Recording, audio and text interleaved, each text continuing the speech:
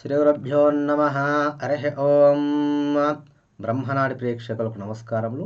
ఇప్పుడు మనం ధనస్సు రాశి యొక్క ఫలితాలను తెలుసుకునే ప్రయత్నం చేద్దాము. ముందుగా ధనస్సు రాశిలోకి ఏ నక్షత్రాలు వస్తాయో తెలుసుకుందాము. ధనస్సు రాశిలోకి మూల, పూర్వాషాఢ, ఉత్తరాషాఢ పాదం ధనస్సు అంటే మూలా నక్షత్రం 4 పాదములు, పూర్వాషాఢ నక్షత్రం 4 పాదములు, ఉత్తరాషాఢ నక్షత్రం మొదటి 1వ పాదము ధనస్సు రాశిలోకి వస్తున్నమాట. ధనస్సు రాశిలోకి ఏ అక్షరాలంటే ఏ, యో, ఏ, యో, బా, బి, బూ, దా, బా, డా, బే ఈ అక్షరాలన్నీ కూడా ధనస్సు రాశి అనమాట. కొన్ని ఎగ్జాంపుల్ పేర్లు చెప్తాను. భాస్కర్, ధనుష్, భావన, యోగిత, ధరణి ఇవన్నీ కూడా ధనస్సు రాశిలోకి వస్తాయన్నమాట. వీరి ఎట్లా అంటే ఈ యొక్క ధనస్సు రాశి యొక్క గుర్తు ఏంటంటే విల్లు, బాణం మరియు గుర్రపు మనిషి. ఈ రాశివారు చాలా తెలివైన వారు, ఖచ్చితత్వంతో ఉంటారు. వీరు దేనికైనా ఏ సమయంలోనైనా సిద్ధంగా ఉంటారు. గురుడి ప్రభావం వల్ల వీరు తమ శక్తిని కేవలం మంచి పనుల కోసమే ఉపయోగిస్తారు. ఈ యొక్క స్వభావం మరియు గుణం ఏ విధంగా ఉంటుందంటే స్వేచ్ఛా ప్రియులు, ప్రయాణాలు అంటే ఇష్టము, ఆశావాదం వీరి యొక్క గుణం అన్నమాట. వీరి యొక్క బలం బలహీనత ఏంటంటే నిజాయితీ వీరి బలం అన్నమాట. మొరటుగా మాట్లాడటం వీరి బలహీనత. వీరి యొక్క జీవిత లక్ష్యం ఏంటంటే అర్థవంతమైన జీవితాన్ని గడపడానికి అంటే ఒక పర్పస్ ఆఫ్ లైఫ్ అంటే నేను ఎందుకు జన్మించాను, ధర్మ ప్రచారణ కావచ్చు, ధర్మం కోసం బ్రతకడం కావచ్చు. గురుడు అధిపతి కదా, ధర్మ ప్రచారం నా నా ఏదైనా సరే మన ధర్మం ఏదైతే ఉందో దాన్ని ప్రచారం చేయాలన్న సంకల్పం కావచ్చు, దేనికైనా నా అర్థవంతమైన జీవితం కొరకు బ్రతకాలన్న ఒక తత్వం అనేది వీరికి ఉంటుందన్నమాట. ఇలాంటి వారికి అంటే ఇలాంటి ధర్మబద్ధంగా ఉండే వారికి నవగ్రహాలు ఈ సంవత్సరంలో ఎలాంటి ఫలితాలు ఇస్తున్నాయో తెలుసుకునే ప్రయత్నం చేద్దాము. మొదటగా గురుడు, శనేశ్వరుడు, రాహుకేతువులు ఎక్కడ సంచరిస్తున్నారు అని తెలుసుకునే ప్రయత్నం చేద్దాము. శనేశ్వర భగవాను 4వ స్థానంలో సంచరిస్తున్నాడు, గురు భగవానుడు 7వ స్థానంలో సంచరిస్తున్నాడు, రాహు 3వ స్థానంలో సంచరిస్తున్నాడు, కేతువు 9వ స్థానంలో సంచరిస్తున్నాడు అన్నమాట.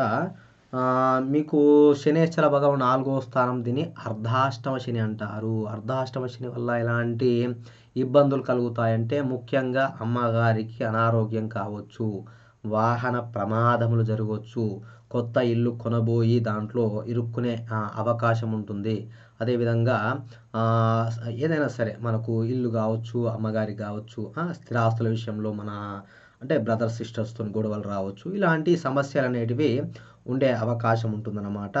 ఇంకోటి ఏంటంటే మీకు గురుబలం అనేది ఉందన్నమాట. గురుబలం 7వ స్థానంలో గురుబలం చక్కగా ఉంది కాబట్టి మీకు వ్యాపార విషయంలో, లావాదేవీల విషయంలో చక్కగా గురుని యొక్క అంటే వ్యాపారాన్ని మీరు దాన్ని వ్యాప్తి చెందే ఒక పెట్టే విషయంలో మంచిగా ఉంటుంది. కానీ జాగ్రత్తగా ఉండాలి. అలాంటి విషయాల్లో ఉన్నప్పుడు 4వ స్థానంలో మీకు శనేశ్వర భగవానుడు సంచరిస్తున్నాడు కదా, ఆ 4వ స్థానంలో శనేశ్వర భగవానికి శాంతి ప్రక్రియలు ఆచరించి వ్యాపారం విషయంలో ముందడుగు వేయాలి. ఇంకా బాగా గుర్తుపెట్టుకోవాల్సింది ఏంటంటే గురు భగవానుడు జూన్ 1 దాకానే మనకు 7వ స్థానంలో సంచరిస్తాడు. తర్వాత 8వ స్థానానికి వెళ్తాడు కదా, 8వ స్థానానికి వెళ్ళే లోపే మనకు వ్యాపారం ఏమైనా లావాదేవీలు విషయంలో కొత్త వ్యాపారం స్టార్ట్ చేయడం ఇలాంటివి చేసుకోవాలి. లేకపోతే ఏమైపోతుందంటే నష్టము. ఈయన 4వ స్థానం అయిపోతాడు, నేను 8వ స్థానం అయ్యేసరికి నష్టం అనేది ఎక్కువ శాతం ఉంటుందన్నమాట.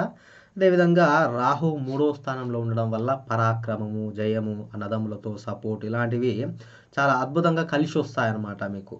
అన్నదమ్ముల సపోర్ట్ కావచ్చు, లేకపోతే ఎక్కడన్నా మీరు ఏదైనా చెప్పాను కదా 7వ స్థానంలో గురుడు వలన బిజినెస్ విషయంలో మనకు వ్యాపారం విషయంలో మంచిగా ఉంటుందని చెప్పాను కదా, అలాంటిది అనేది రాహు తోడైతే ఏమైపోతుందంటే మీకు ఖండబలం అనేది ఒక పరాక్రమైన బలము ఎదిరించే శక్తి అనేది ఏర్పడుతుంది అనమాట. అదేవిధంగా మీకు కేతు వచ్చేసి 9వ స్థానంలో, కేతు యొక్క 9వ స్థానం ఏమైపోతుందంటే ఫస్ట్ మనకు అదృష్టం మీద దెబ్బ పడుతుంది అనమాట.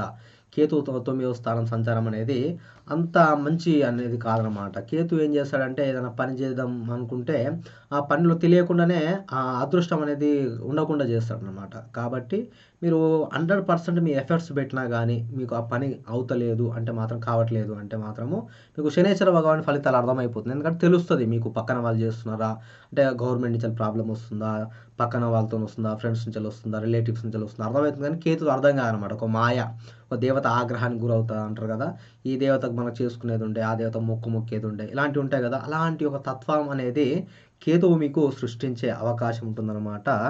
ఆ విధంగా 4 గ్రహాలు చూసుకున్నాం కదా! చక్కగా శనైశ్వరుడు 4వ స్థానంలో అయితే తప్పకుండా మీరు పూజలు కంపల్సరీ చేసుకోవాల్సిందే. మిగతా గ్రహాలు చూసుకున్నట్లయితే రవి కావచ్చు, అదేవిధంగా రవి వచ్చేసి 4వ స్థాన సంచారం అన్నమాట. 4వ స్థానంలో కూడా రవి భగవానుడు అంత సౌఖ్యంగా ఉండడు. ఏ విధంగా అంటే 4వ స్థాన సంచారం వలన ఏమి ఇబ్బంది కలుగుతుందంటే ఇంట్లో అనేది సమస్యలు అనేటివి ఉంటాయన్నమాట. చిన్న చిన్నగా మనస్పర్ధలు రావడం ఇలాంటి సమస్యలు అనేది ఎదుర్కొనే అవకాశం ఉంటుంది. అదేవిధంగా మీకు కుజుడు 3వ స్థానం సంచారం అనేది చాలా అద్భుతమైనదనమాట. 3వ స్థానంలో రాహు ఏం చెప్పాము, 3వ స్థానంలో ఎంత మంచి పరాక్రమము, యుద్ధంలో గెలిచే తత్వాన్ని, ఎనర్జీ ఇస్తాడో, అదేవిధంగా కుజ భగవానుడు కూడా ఎనర్జీ ఇస్తాడనమాట. ఏదైనా మొదలు పెడితే మాత్రము దానికి మంచి ఎనర్జీ బూస్ట్ అనేది, అంటే ఒక సైనికుడిలాగా మీ ముందు నిలబడతాడు.